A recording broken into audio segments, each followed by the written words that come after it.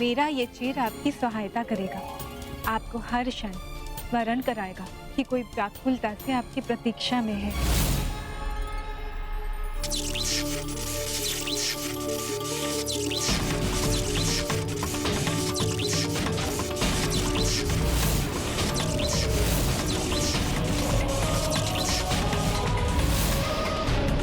कैसे मिट रहा है ये अंधकार, निष्फल कैसे हो रहा है मेरा प्रहार।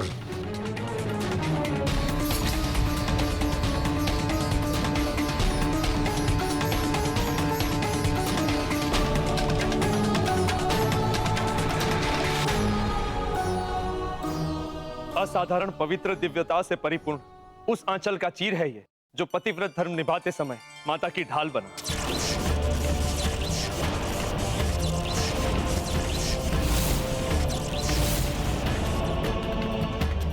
जिस आंचल से माता ने अपने पावन अश्रु को पोंछकर उसे अत्यंत पवित्र बना दिया, उसी आंचल से विलक किया हुआ चीर है ये, जिसमें पतिव्रत धर्म के पालन से संचित अपार शक्ति समाहित है।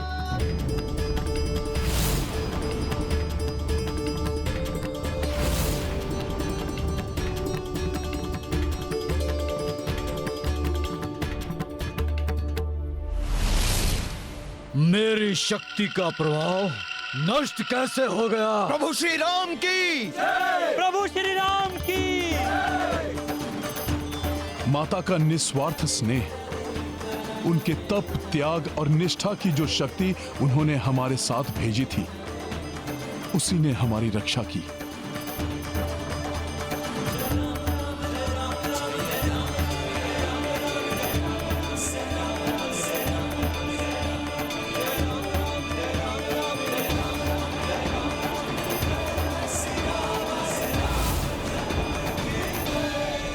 देवी जानकी के वस्त्र के चीर ने आने वाले भविष्य का संकेत दे दिया है कि देवी सीता से पृथक रहकर इस युद्ध में विजय प्राप्त नहीं कर सकेंगे श्री राम। और ये इस बात का भी संकेत है कि ये अधर्मी महाराक्षस अब अधिक समय तक प्रभु और देवी सीता की सम्मिलित शक्तियों से सुरक्षित नहीं रहेगा।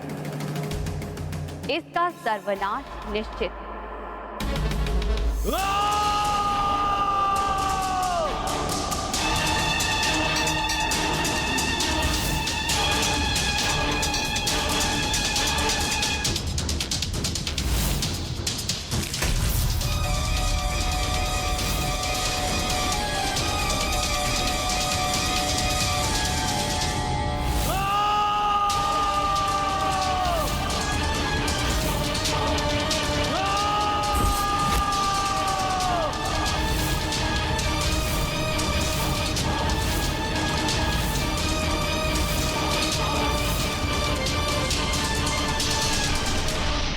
भाभी माँ, शतानन की गर्जना उसकी बौखलाहट दर्शा रही है।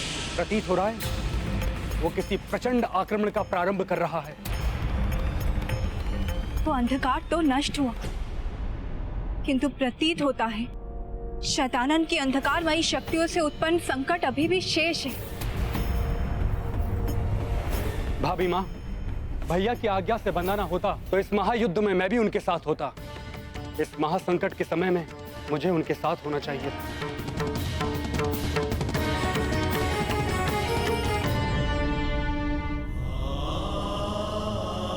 इसलिए पिछली बार के समान आप मुझे पुनः जाने की आज्ञा दीजिए।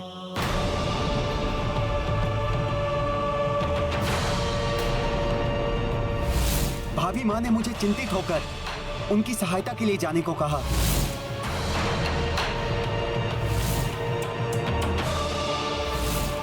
नहीं लक्ष्मण भैया, एक बार प्रभु इच्छा के विरुद्ध आपको जाने पर विवश कर इतने दीर्घकाल के लिए मैं प्रभु विरह की भागी बनी। पुनः उस विरह वेदना को नहीं सह सकूंगी मैं। मनुष्य को भूल से भी अपनी किसी भूल को नहीं दोहराना चाहिए, अपितु उससे सीख लेकर अपने भविष्य के निर्णय और व्यवहार में सुधार लाने की चेष्टा करनी चाहिए।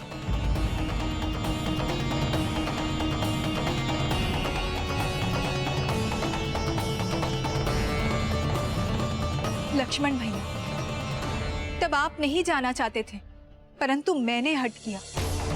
आज आप जाने में इच्छुक है, किंतु मैं आपको रोक रही हूँ, क्योंकि मुझे विश्वास है कि प्रभु की आज्ञा के पालन में ही हम सबका हित नहीं। आप सर्वथा उचित कह रही हैं भाभी माँ।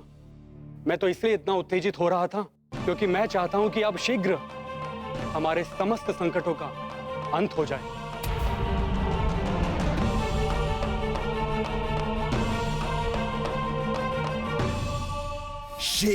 शीघ्र अंत होगा इस विनाशी युद्ध का। शतानन और उसके मायावी योद्धा अंत करेंगे इस वनवासी और उसकी वानर सेना का।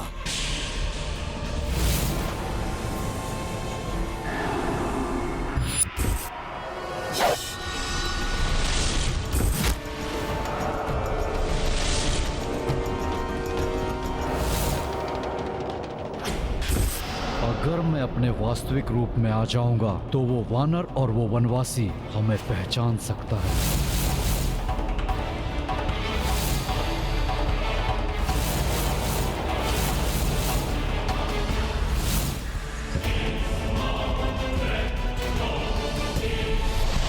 कैसा भी अस्त्र चला लो वनवासी, अपनी मृत्यु को नहीं छल सकोगे। तुमने छल से वध किया था ना दशानन का, अब देखना शतानन कैसे अपनी माया के बल पर तुम सबका अंत करेगा। कुछ ही क्षणों में वो तुम्हारा सर्वनाश करेगा।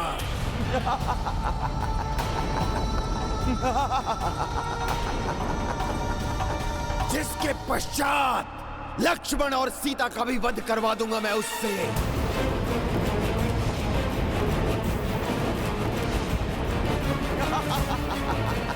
बस,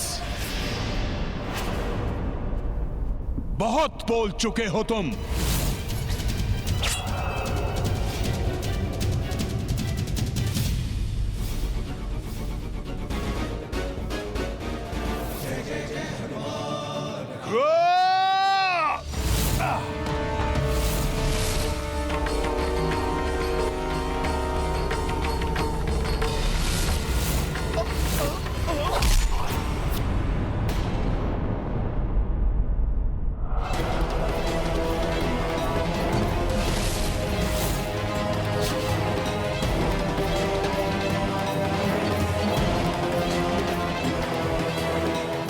कहा था ना वानर, ना मुझे और ना ही शतानन को कोई क्षति नहीं पहुंचा सकते तुम।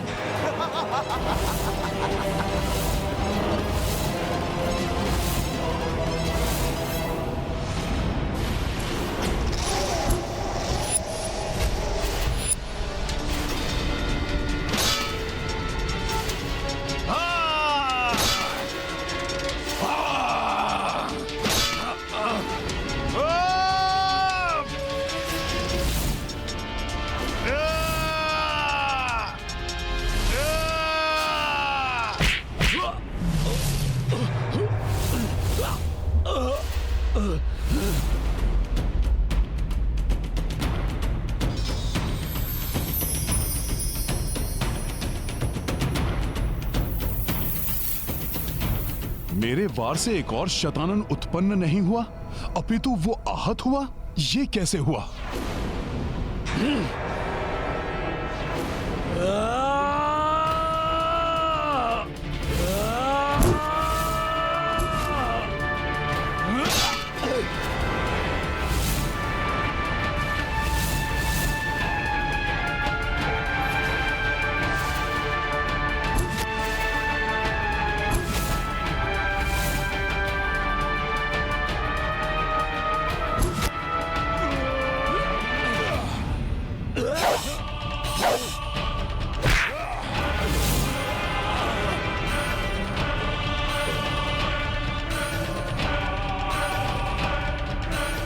अंततः हनुमान ने शतानन को वश में करने का उपाय ढूंढ ही लिया।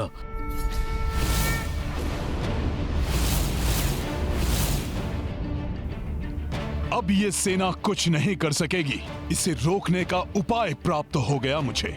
अपने इन सभी प्रतिरूपों के मध्य ही कहीं होगा वास्तविक शतानन रावण। अगर वो वेदना में है तो उसके प्रतिरूप ही होंगे। वो वास्तविक शतानन रावण ही मेरा लक्ष्य है।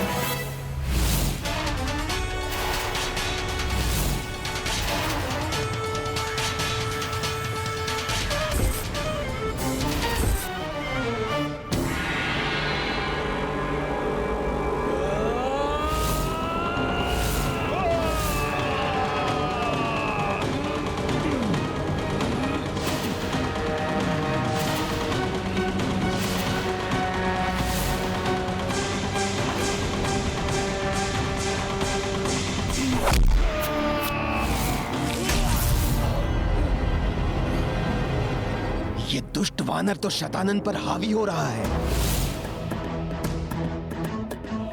वानर! शतानन को पराजित करना इतना सरल नहीं है। मैं पुनः अपने प्रतिरूपों के मध्य खो जाऊंगा।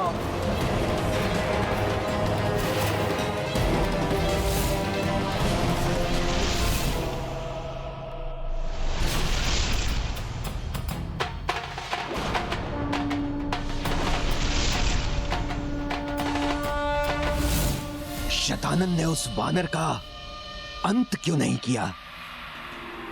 युद्ध छोड़कर कहां चला गया?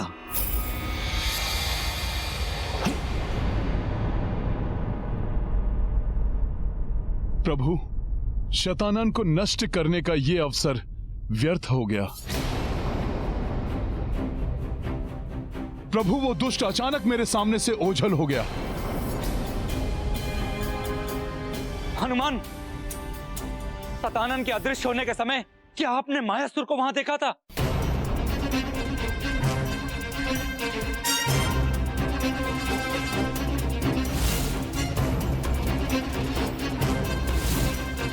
नहीं महाराज विभीषण। अर्थात वो दोनों एक साथ ही कहीं छिपे हैं। मुझे इसी बात की चिंता है प्रभु। मायावी प्रपंच रचने में प्रांगत मायासुर और शतानंद कहीं कुछ और महाविनाशकारी तो नहीं रचने जा रहे हैं।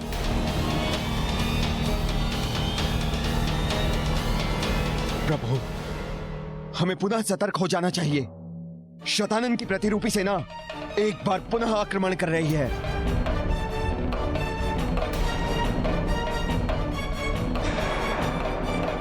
जब तक वास्तविक शतानन का अंत नहीं होता, ये सभी ऐसे ही आक्रमण करते रहेंगे।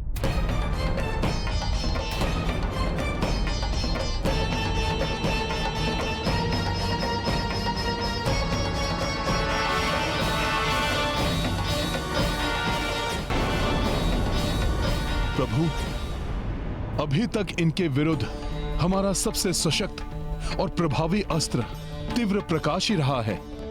इसलिए यदि स्वयं प्रकाश पुंज आदित्य इस पुष्कल द्वीप पर अपना प्रकाश बिखेर दे, तो ये सभी स्वतः नष्ट हो जाएंगे और इन सबको नष्ट होता देखकर वास्तविक शतानन को भी हमारे समक्ष प्रकट होना पड़ेगा। प्रभु, आपके एक आदेश पर एक नहीं सभी द्वादश आदित्य प्रस्तुत हो जाएंगे। महाराज सुग्रीव, एक साधारण नर होकर मैं उन्हें कैसे आदेश दे सकता हूं? प्रभु, आपकी लीला अपरंपार है। ये तो प्रभु सर्वज्ञात है। आप किसी भी अवस्था में अपनी मर्यादा का त्याग कदापि नहीं करेंगे। इसलिए आप आदेश नहीं देंगे, परंतु प्रभु, आप पूजा कर उन्हें यहाँ पर उपस्थित होने का अनुरोध तो कर ही सकते हैं। प्रभु, उसमें तो मर्यादा का उल्लंघन नहीं है। जिस प्रकार आपकी प्रार्थना से माता प्रसन्न हुई,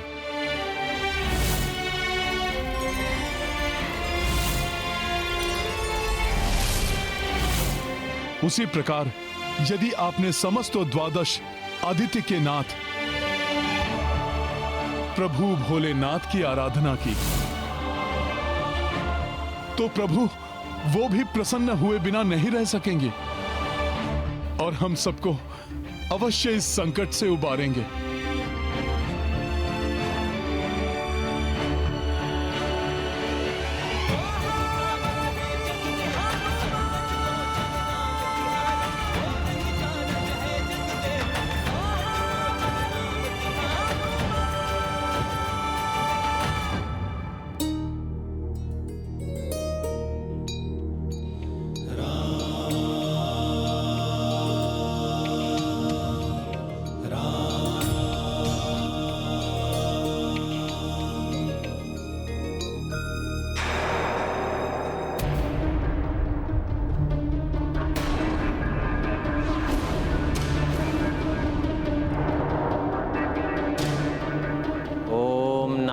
शिवाय।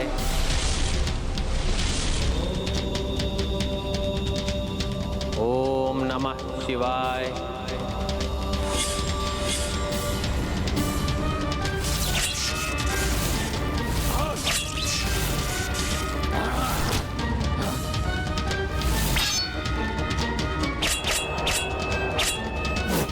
ओम नमः शिवाय। ओम नमः शिवाय। ओम नमः शिवाय।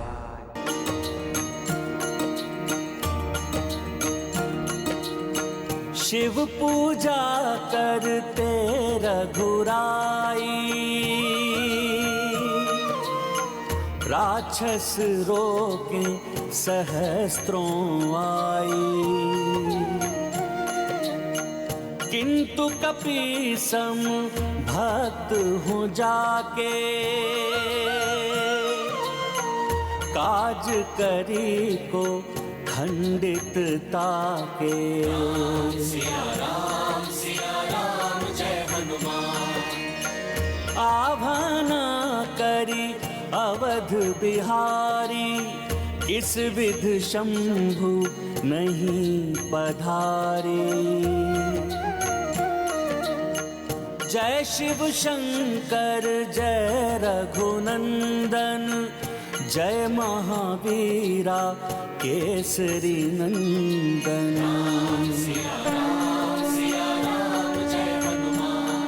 आज तो मेरे प्रभु ने आवाहन किया, मैं तो अवश्य जाऊंगा। ओम नमः शिवाय।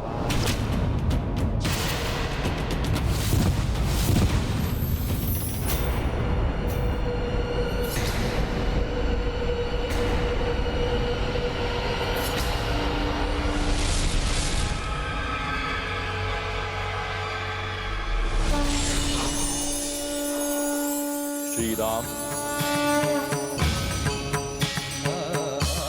प्रणाम प्रभु। मुझे दर्शन देने के लिए आपको कोटि कोटि धन्यवाद। मुझे ज्ञात है सभी द्वादश आदित्य से सहायता प्राप्त कर आप इस राक्षस सेना को आशक्त बना सकते हैं। दुर्भाग्यवश अपनी मर्यादा का पालन करने हेतु वो अपना मार्ग त्याग कर यहां तो नहीं आ सकते, परंतु इस मार्ग से जाते समय वो अपना दिव्य तेज इस दिव्य द्वीप पर अवश्य केंद्रित कर सकते हैं। उनकी सहायता प्राप्त करने के लिए आपको मात्र उनके नाम का स्मरण करने की आवश्यकता होगी, परंतु स्मरण रहे सभी द्वादश मात्र एक ही बार आपकी सहायता कर सकते हैं, क्योंकि ये स्थान उनके मार्ग में एक ही बार आएगा और अंतिम आदित्य के प्रकाश की लालिमा क्षीण होने के पूर्व ही आपको वास्तविक शतानन के वध करने का उपाय ढूंढना होगा, अन्यथा वो अवजित रहने में सक्षम हो जाएगा।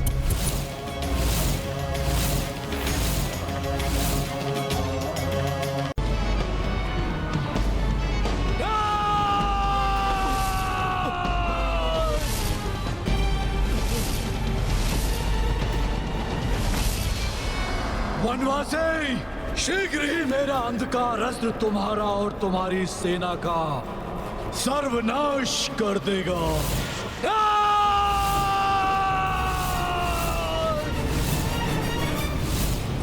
अब तो और भी तीव्रता से विस्तार हो रहा है इस महासंकट रूपी अंधकार का।